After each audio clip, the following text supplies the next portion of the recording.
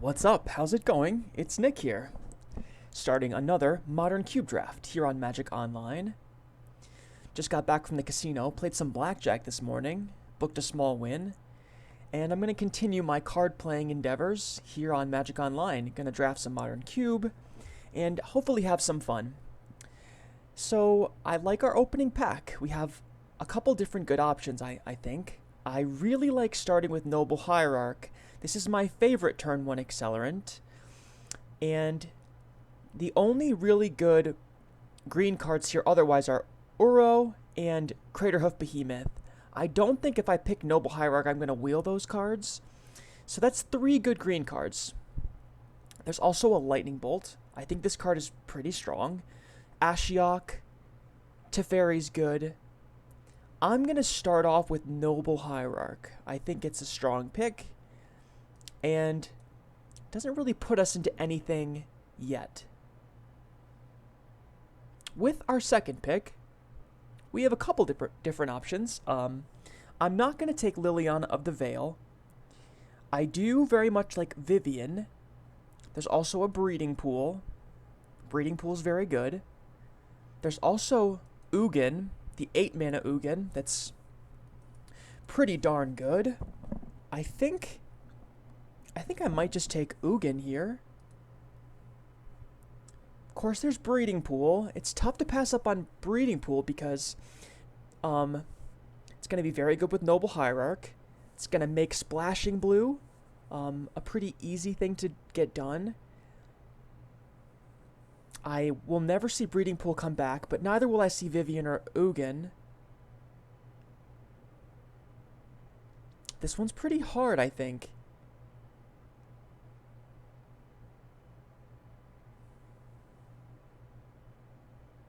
I'm going to take Ugin. Nice, we get a third pick Primeval Titan. Well, that's pretty sensational. Primeval Titan is an easily first pickable card. It's tough for me to imagine 2 cards that were better than this. I'm never passing Primeval Titan here. I think that goes without saying. I'm going to hope to wheel Kitchen Finks. Maybe Restoration Angel would be good in a deck like this.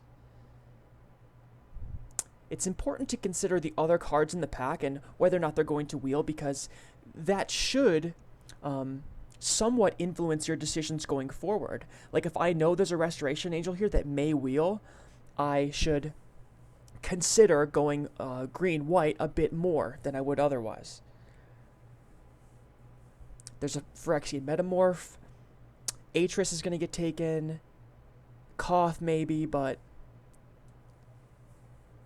we'll just sort of go with the flow. Questing Beast is not my favorite card in the world, but it does do a fair bit of work. 4/4 Vigilance, Death Touch, Haste for 4. Can't be blocked by creatures with power 2 or less. Certainly the pick for me here. It's a good card to ramp into. It applies a fair bit of pressure. If I play this off turn 3 with Noble Hierarch, it attacks for 5. Can also kill Planeswalkers pretty well, you know? I'm definitely taking Questing Beast over Genesis Wave, but I do hope that the Wave wheels.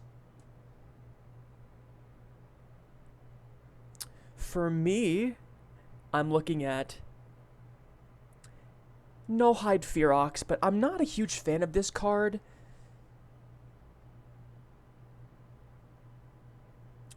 I do really like Sword of Fire and Ice. This card does a lot of work. Same thing with Knight of Autumn. But I don't think I want to take Knight here.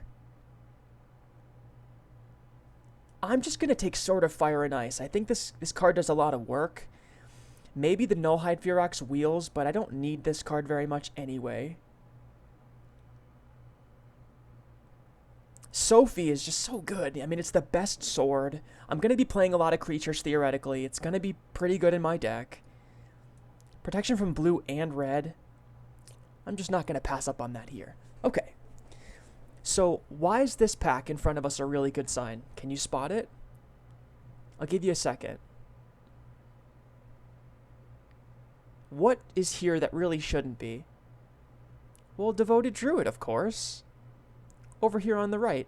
A 2-mana Accelerant in green theoretically can make 2 green mana if we really need it. I mean, that's awesome. Can't say enough about acceleration and how important it is to having success in the color of green. It's the reason why the color is good, and it's the best part about it. I'm hoping to wield Dromoka's command or Lumbering Falls, maybe Compulsive Research. And it just continues to flow. Like, the quality green cards that are coming, it's a very good sign for the future of this draft. It means that we may have somewhat of a monopoly on our color, which is exactly where you want to be. So Courser of Kruphix is fantastic. 2/4 for 3 is a good deal. It represents a nice defensive creature. We can ramp into it on turn 2, and it generates a lot of card advantage and gains life. What more could we ask for? It's our first 3-drop creature. That's great as well. Let me just sort out some of these cards here.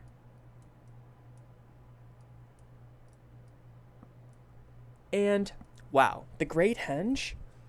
Well, the Great Henge is a fantastic card. It may look like a bit clunky at 9 mana, but it costs X or less, where X is the greatest power among creatures you control. So say I have a Questing Beast in play. It goes from 9 mana to 5 mana, and it generates 2 right away, so it really only costs 3, and it gains 2 life a turn. I mean, that's fantastic. And of course, whenever we play a creature, we draw a card, and it comes into play bigger. This is a fantastic card. It's a great engine in green, and the unthinkable, an entire pod of modern cube drafters, and nobody takes Craterhoof Behemoth? You've got to be kidding me. This card is a bomb. I mean, I'm not complaining, of course, but Craterhoof Behemoth is fantastic. We're getting too much here. It's an embarrassment of riches. And it continues to flow, so we have a Gilded Goose that we could take. I'm not a huge fan of Gilded Goose. I don't really like this card. It only creates mana 1 time. I'd much rather take Vivian. Vivian creates a lot of value over time, and I don't really like Gilded Goose that much. Haven't been impressed with it. So finally, we don't get to pick an incredible green card, but hey, I'm not complaining. This is like the best pack one I've ever had, maybe. I'll just take the Thought Scour. Never gonna play it, but doesn't matter too much. I'm always like gonna have to read Genesis Wave again. I'll never remember what this does. Reveal the top X cards of your library. Put any number of permanent cards with converted mana cost X or less from among them onto the battlefield. Not very good unless we have a low to the ground curve. This pick is going to be hard, but I think it's just Nullhide Ferox for me. I don't know if I'm playing white. I might be playing mono green, to be honest. So I'll just take the 6/6 for 4 with Hexproof. Alright, Dromoka's Command. Maybe we play this card. It's a good card, but we just don't know if we're a white deck yet.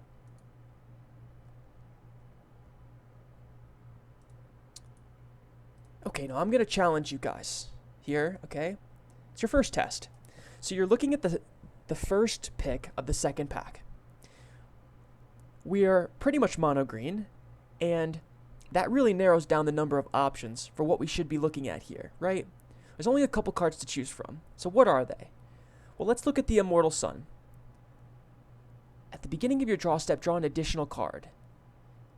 All spells cast 1 less, and creatures you control get +1/+1. That's pretty good. I've actually never played with this card, so it's tough for me to evaluate whether or not that's better than Primal Command or Elvish Mystic. But if your eye isn't drawn immediately to Elvish Mystic, you know, I don't know how to help you. We need as many 1-mana accelerants as we can get. The more of these you get, you can actually just end up trimming lands and make your deck even more threat dense. It's going to be very good with Craterhoof Behemoth. We want as many creatures as possible, and you just can't go passing Llanowar Elves when you're trying to play green. That was an easy one. What about here? What sticks out to you guys? Well, for me, it's Nissa who shakes the world. This is probably the best Planeswalker in green, and my god, is it going to do a lot of work for us.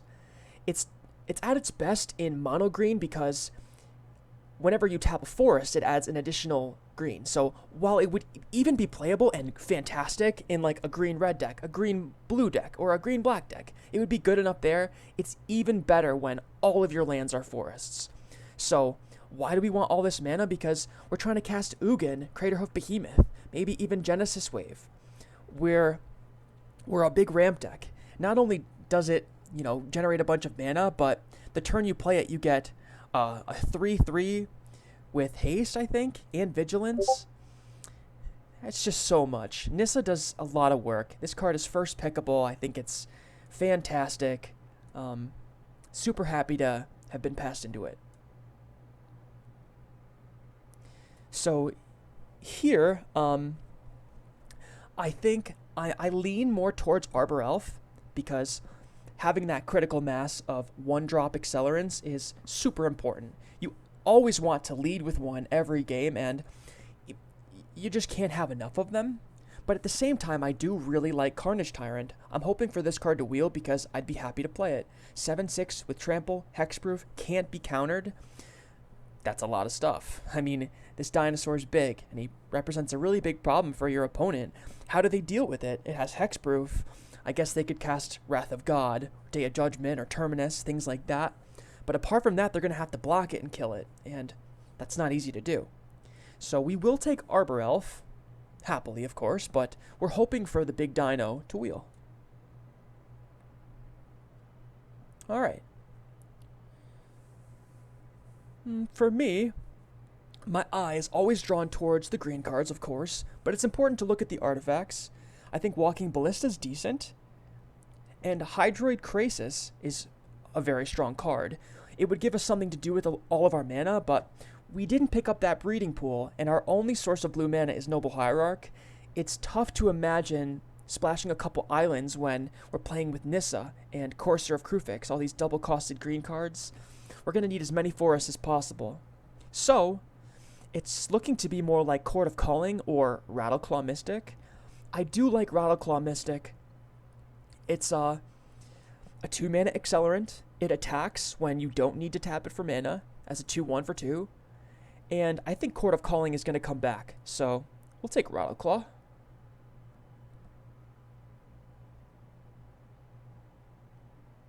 Well, Lotus Cobra is a card that's doing a lot of work in Historic right now. It's enabling all sorts of busted turns, and while it's not my favorite card, it's pretty good with Primeval Titan, and it's just another 2-drop that helps accelerate us. I'm wondering if I should just be taking Razorverge Thicket. I don't think that's the right choice. I would love to play Time Warp, but like I said, double blue is going to be even harder to cast than just one. So we'll take the Lotus Cobra.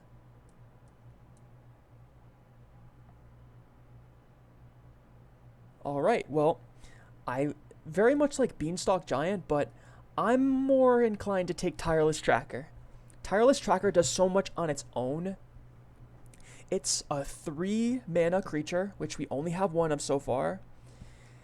It grows every time you play a land and sacrifice the clues, and it generates a lot of card advantage,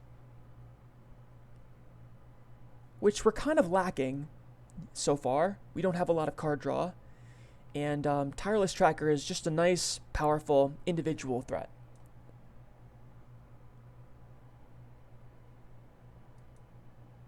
Okay. So I'm not a huge fan of Terastodon. I'm not sure why. I think this card is actually pretty good. But I don't like opening a card like this in my hand. 8 mana is just a lot to get to, and it might be that I'm misevaluating this card. I think it is the pick here. I'm not a big fan of Sword of War and Peace. I do like protection from red and white, but its effects, its 2 bottom abilities aren't as good. I will take the Terastodon, But it's possible I'm supposed to take Voice of Resurgence there. Not entirely sure. Well, I'm happy to see Nissa Vastwoodseer here. I could just take Cultivate, but I'm not splashing for anything. Tarmogoyf is not very good here. Sword of Light and Shadow leaves a lot to be desired. It's possible I'm supposed to take Ulamog, though. Wow. You know, I'm going to make a lot of mana with this deck between Nissa and Primeval Titan. Maybe I should just be taking Ulamog. This is actually really hard between these two cards. Wow.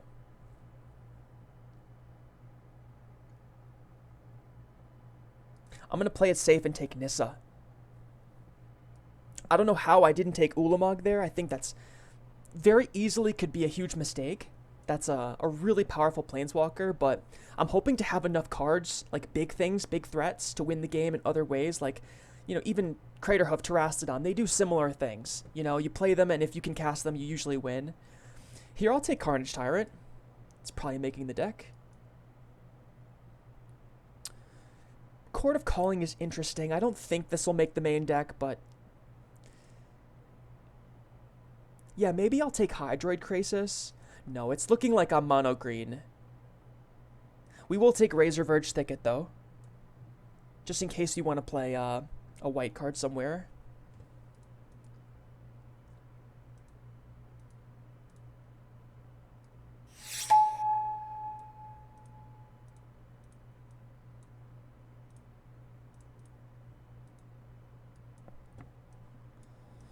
And we still have one full pack to go. I would like to just take like a Dismember. Something to have like a piece of removal. Forgive me as I drink my water. Alright. Pack number 3. Last but not least. We have a really good start here. This deck could trophy quite easily. So for the first pick, we have a choice between Garruk Wildspeaker and Joraga Treespeaker. Joraga's really nice. Play a turn 1, level it up, tap it for 2, play like Lotus Cobra or Devoted Druid is a strong line of play. I do very much like Garruk, though. So for me, this looks like a pretty difficult decision. I am going to take the Garruk. I'm hoping for the Treespeaker to wheel. I'm not sure that it's going to, but I don't think Garruk is going to wheel either. I mean, perhaps they both would. It doesn't seem like many of the players are in green.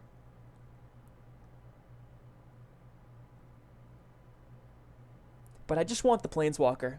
I want to ramp into this and win with it. Wow, Steel Leaf Champion? Well, this card's not going to get taken. This is a card that I'm going to play. It's going to come back, though. I'm not going to take it here. 5/4 for 3. That can't be blocked by creatures with power 2 or less. It's just awesome. This is the reason to be in mono green, or one of the reasons. I mean, the main reason is if you have the chance and you have that much, like, freedom and no one's taking it, like, yeah, you want to be one color. You can't get mana screwed, but it's nice to have a couple incentives in the cube that make it even better. I'm just going to take Garruk Relentless here. This may not even be a card that we main deck. Maybe I should just take Sunpetal Grove. I mean, am I supposed to take Mimic Vat? Let me read this. Dun, dun, dun, dun, dun. No, I don't want to take Mimic Vat. I'll take the Garruk. It's really good against other green decks where you can, like, kill their mana dork. And we're going to get the Steel Leaf Champion back, watch. No one can take that. Like, who can play that? So, it's either Sylvan Caryatid or Jolrael. Whenever you draw your second card each turn, yeah, I don't have any card draw, so it's going to be tough for me to support Jolrael. We'll just take Sylvan Caryatid. A bit begrudgingly. Oh, wait, no. No. We want Nykthos. Yeah, I think we want Nykthos. Because we're all green. Our devotion to green is going to be, like, really good. Between all of the Planeswalkers and stuff, yeah, we'll take Nykthos. We're going to wheel the Caryatid.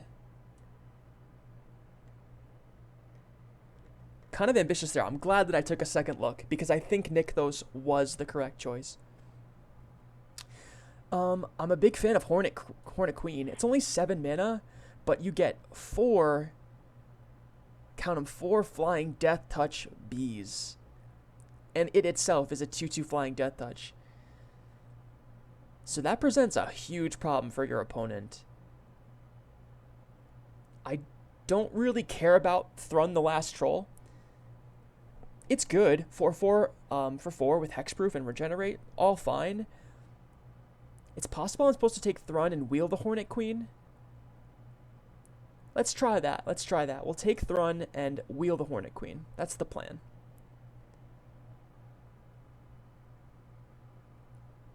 Den Protector is interesting. Obstinate Baloth is a nice sideboard card. I really like Obstinate Baloth as a sideboard option because mono red is a big deal in Modern Cube. You have to be able to deal with like really fast starts, and there is nothing like Obstinate Baloth for that. Let's say you have a clunky draw where you don't have a turn 1 accelerant. Well, you know, playing Obstinate Baloth is one of your only ways to come back into the game.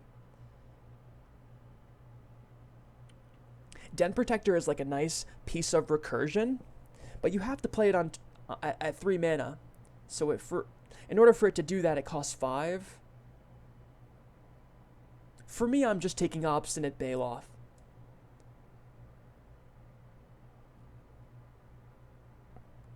Wow, Nyxbloom Ancient? 7 mana, but it causes you to make a bunch after that. There's also Wolf Willow Haven. Another piece of acceleration.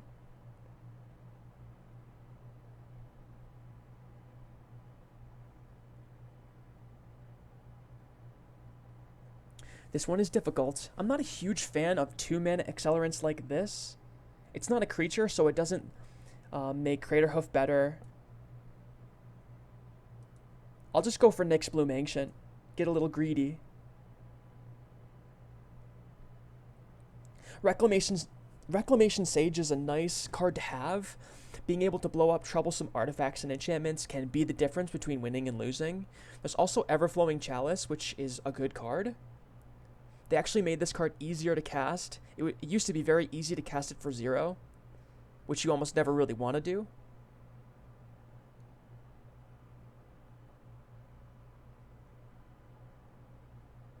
I don't think I need Everflowing Chalice. It might be very good here, but I'm going to take the Reclamation Sage. Tooth and Nail. Oh, boy. I got to take Tooth and Nail. For 9 mana, you win the game. I mean, I'm going to search up, like, Terastodon and Craterhoof Behemoth and just smash them.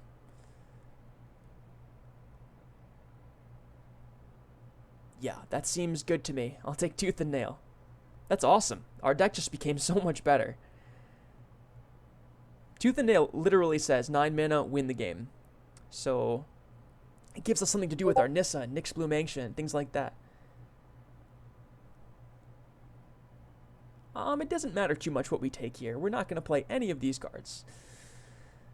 Okay, what do we want to deny from our opponents? Probably the worst card. Let's be nice to them and let them win their games. Alright, Eldest Reborn seems like the worst card. Sideboard, we'll take Sunpetal Grove. We didn't get the Jiraga Tree Speaker back, so that's unfortunate. I would have liked to have that. Alright, Hornet Queen, Den Protector. Alright. So this deck's going to be fun to build. It's not going to be terribly easy to build, but it should be fun.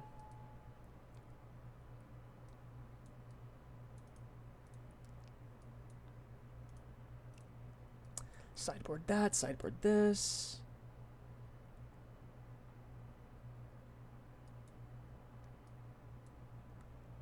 How many cards is this? 31? You have a lot of good cards to choose from, so I always like to start out a deck build by, you know, scanning through everything I have, looking at all the different CMCs, converted mana costs, and trying to find the sort of weakest slot there and trim from there. So for me, I think Den Protector's the weakest 2-drop. Might make it in the deck, but we're going to put it up there for now. I like Sword of Fire and Ice. That's going to stay. Reclamation Sage is not always a good card. We're going to trim that first. I'm going to trim Thrun, Obstinate Baloth,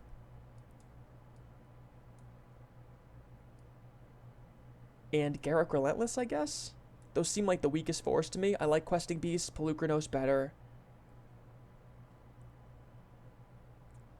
Maybe Thrun's better than Polukranos.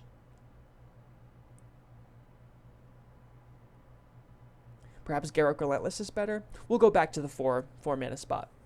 I like our 5 mana spots. Both Planeswalkers, very good. Carnage Tyrant and Primeval Titan are good enough to play, I think. We have 27 cards in the main deck, so I think this looks like a 17 land deck.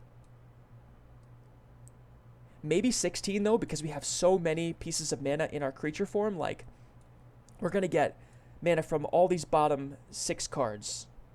So really, if we're playing 17 lands, it's like 23 mana sources. It's a little bit too much.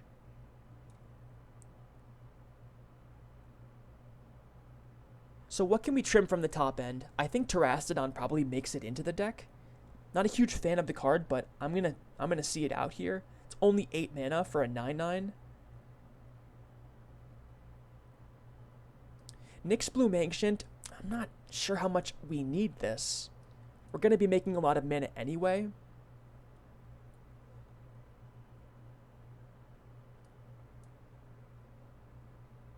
I do very much like Hornet Queen. Those 1/1 insect tokens, they fly very well with Sword of Fire and Ice.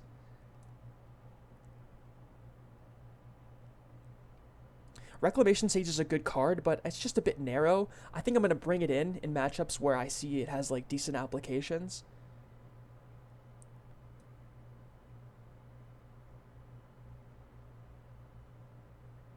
Let's trim the Hornet Queen for now. And I think we need one more card off the main deck.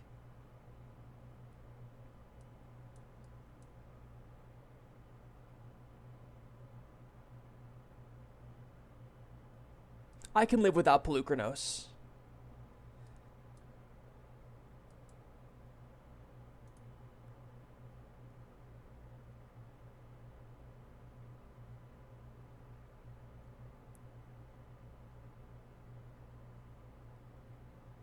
I also don't really like Garruk Relentless in all matchups. I'm glad I found that. I think that's probably the weaker card here. I like Garruk Wildspeaker a lot, though. What can I add in here? I think I'd rather add in, like, Hornet Queen. Just does a lot of work on its own.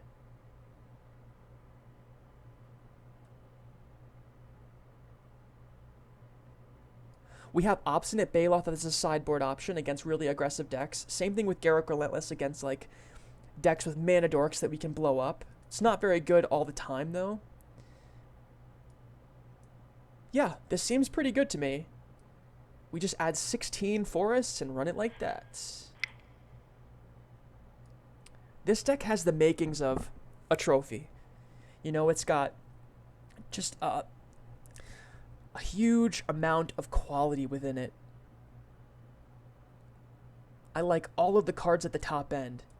You know, Tooth and Nail is huge. Having Craterhoof Behemoth is unthinkable. How did that card come back in the first pack? I mean, usually when you pass this, you don't see it again.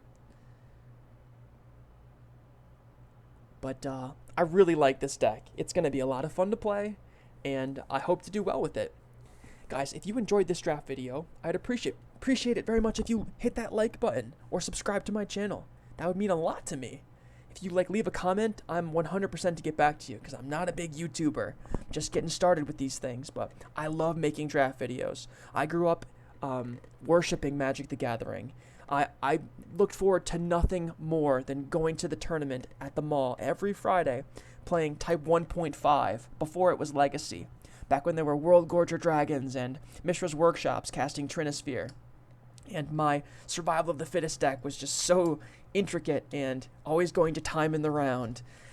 Magic has always meant a lot to me, and card games are, you know, like, they're what I care about and what I identify most with. I used to be a Hearthstone player. I was like top 50 legend twice. So I just really like card games, and I think they give you a lot to think about.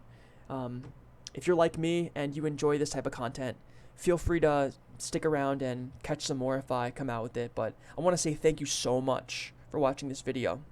If you enjoyed it, I'd appreciate if you hit the like button. If you don't care, then that's cool too. I love you anyways. Hope you guys stay safe out there. Have a great day. Thanks again, and I will see you guys next time.